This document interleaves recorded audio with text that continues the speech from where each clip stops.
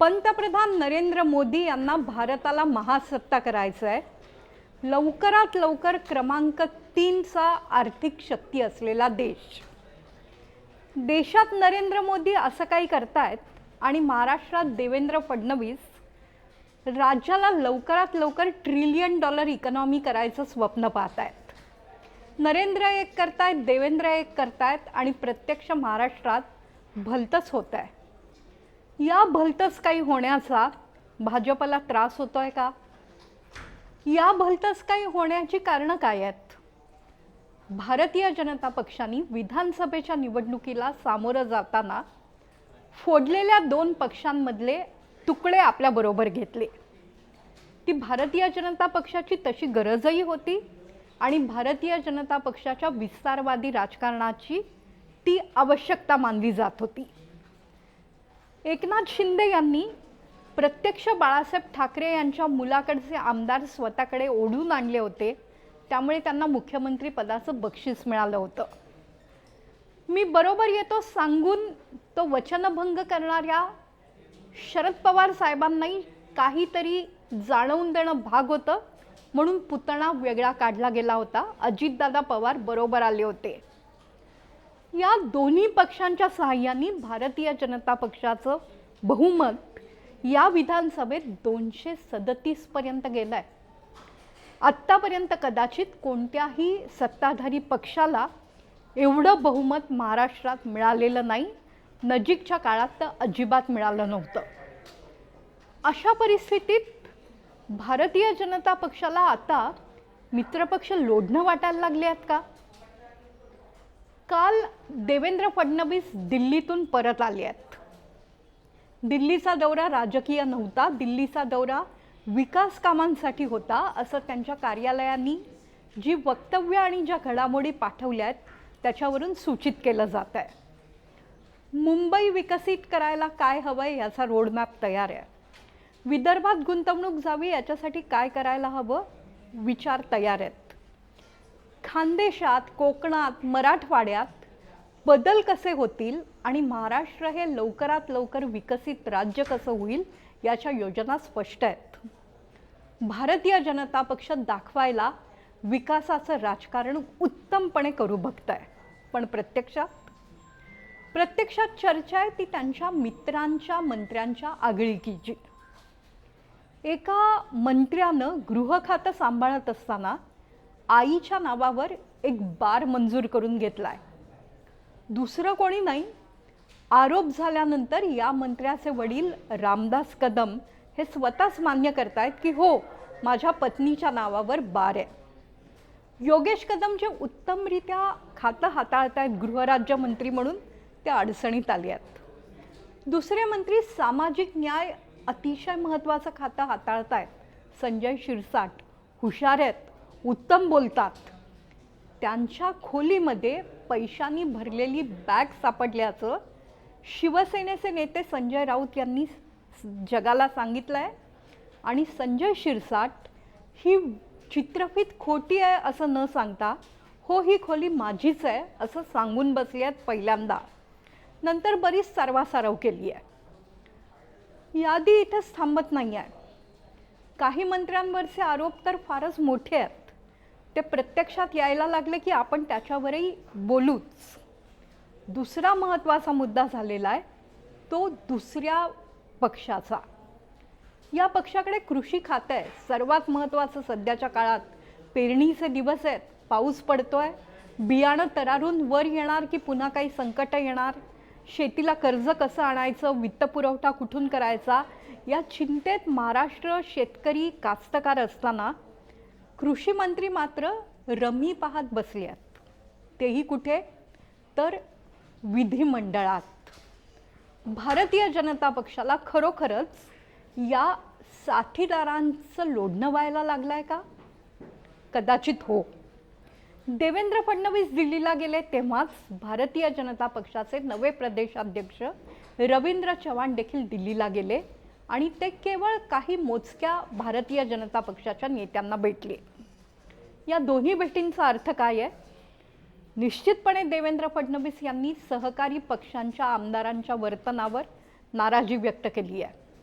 आणि रवींद्र चव्हाण यांनी त्याच वेळेला पक्षाच्या विस्ताराचा एक भला मोठा रोडमॅप समोर ठेवलेला आहे. काय सांगतोय हा रोडमॅप? तर भारतीय जनता पक्षाला पुन्हा एक नवी संधी मिळते स्थानिक स्वराज्य संस्थांच्या निवडणुकीनिमित्तानं. भारतीय जनता पक्ष कायम विस्ताराचं राजकारण करतो.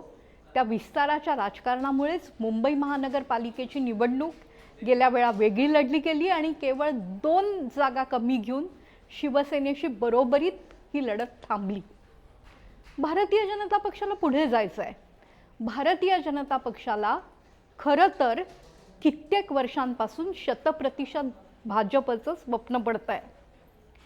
हे स्वप्न पडण्यासाठी विस्तार करणं, त्यासाठी जिल्ह्याजिल्ह्यांमध्ये आपले कार्यकर्ते निर्माण करणं, आमदार निवडून आणणं हा कोणत्याही राजकीय पक्षाचा हक्क आहे. तो राजकीय पक्षाचा हक्क भारतीय जनता पक्ष प्रत्यक्षात का आणू पाहत नव्हता? कारण काही प्रदेशांबद्दल आपल्याला खरंच किती जनाधार मिळेल याचा त्यांच्या मनात प्रश्न होता. हा प्रश्न गेल्या काही दिवसांपासून संपलाय. लोकसभेचे निकाल धक्कादायक होते, पण विधानसभेच्या निकालांनी सगळं काही सावरलंय. भारतीय जनता पक्षाचे 132 आमदार निवडून आलेले आहेत. 288 आमदार असतात महाराष्ट्रात. सत्तेत राहण्यासाठी त्यातलं अर्धे आमदार जरी आपले असले, म्हणजे 288 पैकी 144 आमदार जरी भाजपचे असले तरी भारतीय जनता पक्ष बलवान पक्ष ठरू शकतोय. यात आजच भारतीय जनता पक्षाकडे 132चं संख्याबळ आहे. शिवसेना जी सध्या चिन्ह मिळवलंय, शिवसेना जी सध्या अधिकृत शिवसेना आहे ती एकनाथ शिंदेंची आहे. त्या एकनाथ शिंदेंचे 57 आमदार निवडून आलेले आहेत. पण या 57 आमदारांमध्ये 12 ते 15 भारतीय जनता पक्षाने दिलेले चेहरे आहेत. हे चेहरे भारतीय जनता पक्षाचे आहेत. त्यांचा मुखवटा सध्या एकनाथ शिंदे यांच्या शिवसेनेचा आहे. भारतीय जनता पक्षाला केव्हाही गरज पडली, केव्हाही साथ दिली गेली तर ही मंडळी त्यांच्याकडे परत येणार आहे. भारतीय जनता पक्षाला खात्री आहेच, एकनाथ शिंदे यांना पण कल्पना आहे. मग असं असताना भारतीय जनता पक्ष जर या सहकारी पक्षाला बरोबर घेऊन जातोय तर त्या पक्षांनी योग्य वर्तन करावं अशी अपेक्षा व्यक्त करणं गैर आहे. ती गैर नाही हे महाराष्ट्रातल्या जनतेला कळतंय, एकनाथ शिंदेंनाही कळतंय. पण काय झालंय, एकनाथ शिंदेंच्या सहकार्यांचं कळतंय पण वळत नाही आहे.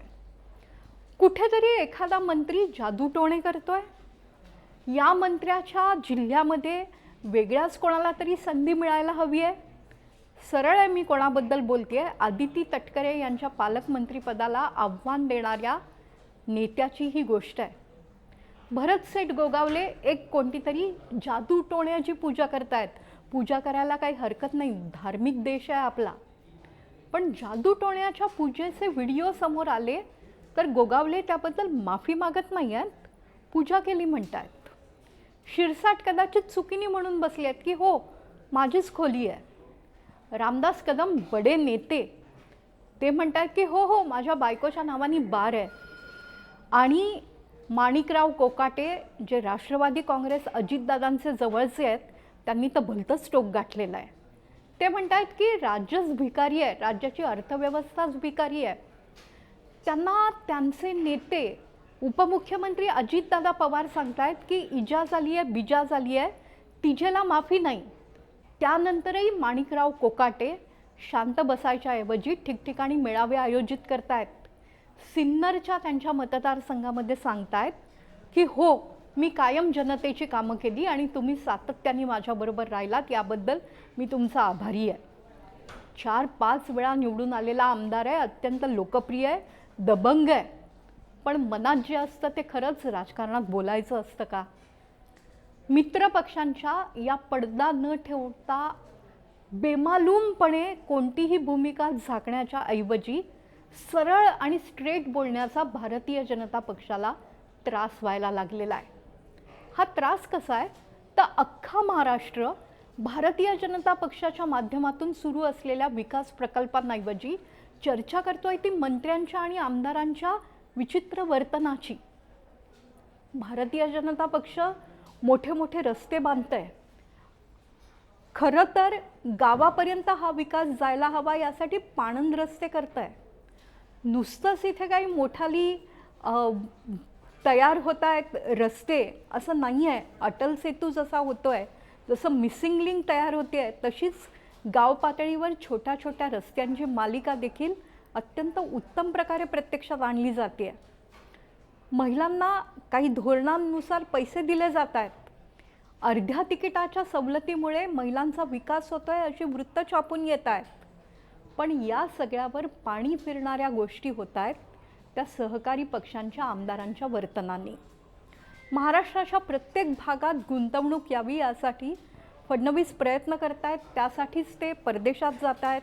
त्यांच्याबरोबर त्यांनी उदय सामंत या एकनाथ शिंदे यांच्या सहकार्याला घेतलं आहे. पण ही सगळी धडपड कुठेतरी व्यर्थ ठरते आहे, कारण गावातली चर्चा वेगळीच आहे. गावातली चर्चा मारामारीची आहे, गावातली चर्चा आरोपांची आहे, गावातली चर्चा मंत्र्याच्या बायकोच्या नावावर बार असल्याची आहे. भारतीय जनता पक्षाला हे सगळं नको आहे. खरं तर भारतीय जनता पक्ष काही फार स्वच्छ पक्ष आहे का? तर आपल्याला त्यांनी केलेले जे काय आगळीकी आहेत त्या समोर आणणाऱ्या पक्षांची अजून प्रतीक्षा आहे. सध्या तरी भारतीय जनता पक्षातल्या एकाही मंत्र्यावर कोणताही आरोप या सरकारमध्ये झालेला नाही. असं असताना जर मंत्र्यांचं वर्तन अयोग्य असेल तर आम्ही करायचं काय, असा भाजपच्या मनातला प्रश्न आहे. विधिमंडळ अधिवेशनाच्या शेवटच्या दिवसाच्या आधी झालेली मारामारी गोपीचंद पडळकर आणि जितेंद्र आव्हाड या 2 आमदारांच्या समर्थकांमधली होती. भारतीय जनता पक्षांनी त्यांचे आमदार जे नुकतेच विधानसभेत निवडून आले आहेत ते ओबीसी समाजातले धनगरांचे नेते गोपीचंद पडळकर यांना माफी मागायला लावलेली आहे. त्यांनी माफी मागितल्यानंतर भारतीय जनता पक्षाचे महाराष्ट्राचे नेते म्हणतायत की राज्याला आमदारांचं वर्तन आवडत नाही आहे. आणि मग असं वर्तन आवडत नसताना जर मित्रपक्ष तसेच वागत असतील तर भाजपला हे लोढणं नको आहे का? भारतीय जनता पक्ष स्थानिक स्वराज्य संस्थांच्या निवडणुकांकडे जाताना त्यांनी काही रचना केलेल्या आहेत. या रचना कशा आहेत तर प्रत्येक विभागाच्या आमदारांच्या बैठका झाल्या आहेत. या आमदारांना मुख्यमंत्री हजर होते आणि नवे प्रदेशाध्यक्ष रवींद्र चव्हाण आणि मावळलेले प्रदेशाध्यक्ष जे महसूल मंत्री आहेत ते चंद्रशेखर बावनकुळे.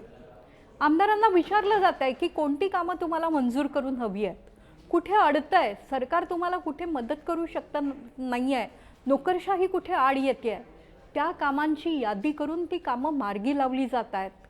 ही कामं विकासाची असावीत असा आग्रह आहे.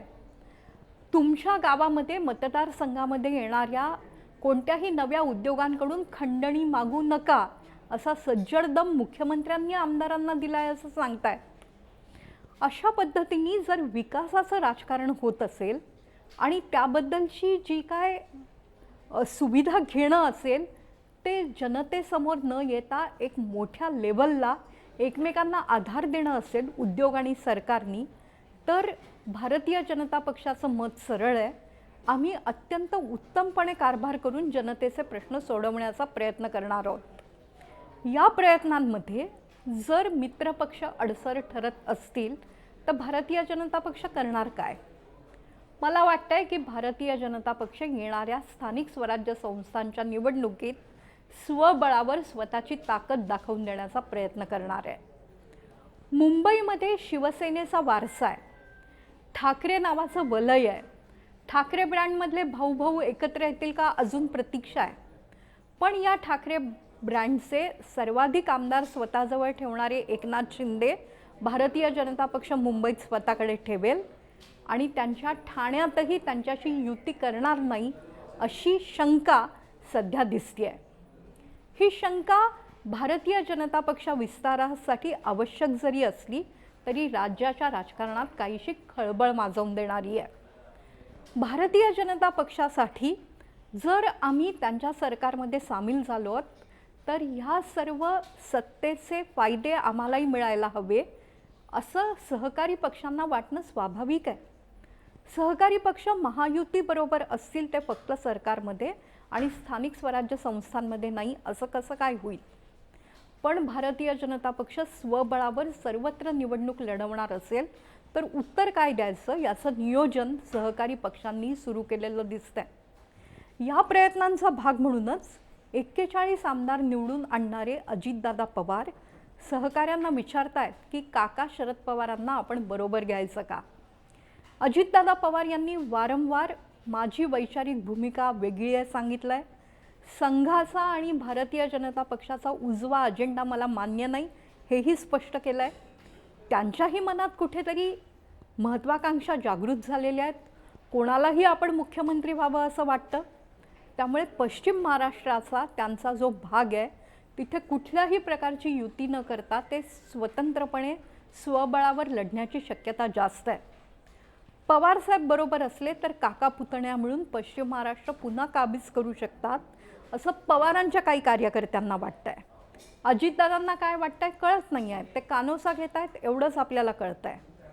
पण मग वेगवेगळ्या वाटांनी जाणाऱ्या या दोन सहकारी पक्षांऐवजी भारतीय जनता पक्ष एकटाच निवडणुकांना सामोरं जाणार आहे का? लोढणं होत आहे का मित्रपक्षांचं?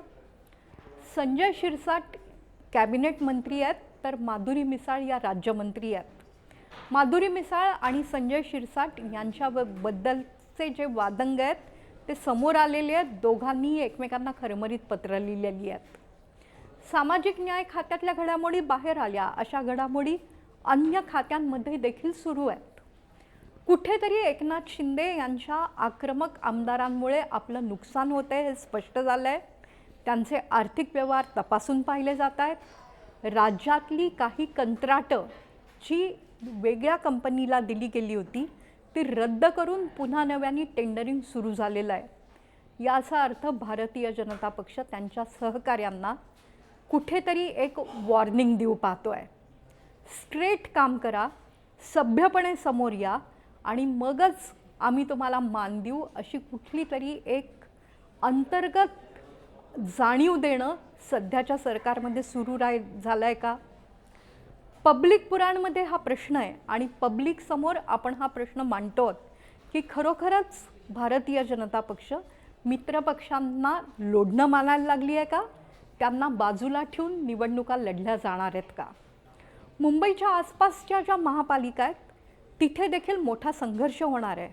त्यात कल्याण डोंबिवली आहे, मुख्य म्हणजे त्यात माजी मुख्यमंत्री एकनाथ शिंदे यांचं ठाणे आहे, मीरा भाईंदर आहे, वसई विरार आहे, पुणे आहे जिथे थोडंफार अजितदादांचं महत्त्व आहे, पिंपरी चिंचवड आहे जिथे अजितदादांचं बरंच महत्त्व आहे, नागपूर आहे जिथे भारतीय जनता पक्ष सोडून कोणाचंच अस्तित्व नाही, छत्रपती संभाजीनगर आहे जिथे शिंदेंना मानणारे आमदार मोठ्या प्रमाणावर निवडून आलेले आहेत।